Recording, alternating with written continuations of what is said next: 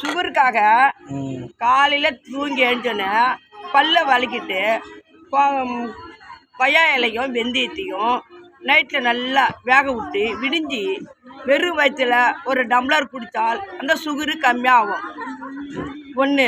ரெண்டாவது, தானியங்கள் வரகு, சாமை, குதிரால், கார அரிசி, முழுங்கல் அரிசி, மாப்பிள்ளை சம்பா,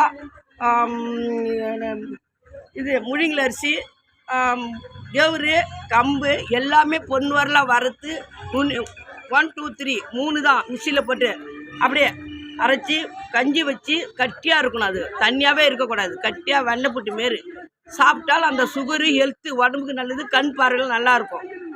சுகருக்காக நம்ம உடம்ப நம்ம தான் பார்த்துக்கணும். எவ்வளோ பணம் இருந்தாலும் சுகருக்காக நம்ம உடம்ப நம்ம தான் பார்த்துக்கணும். கணவனை நம்பாதுங்க. நம்பலாம், கணவனை நம்பலாம். இருந்தாலும் கணவன் வேலைக்கு தான் போவாங்க. பொம்பளை கையில் தான் இருக்குது குடும்பம். ஆமாம், உழைச்சி காலையில் எழுந்து உழைக்கணும். 9 மணி நேரம் சாப்பாட்டுக்கு அம்மா சொன்ன வைத்தியத்தை எல்லாம் கடைபிடிங்க. தூங்கக்கூடாது. காலையில் சுகர் வாக்கிங் போகணும்.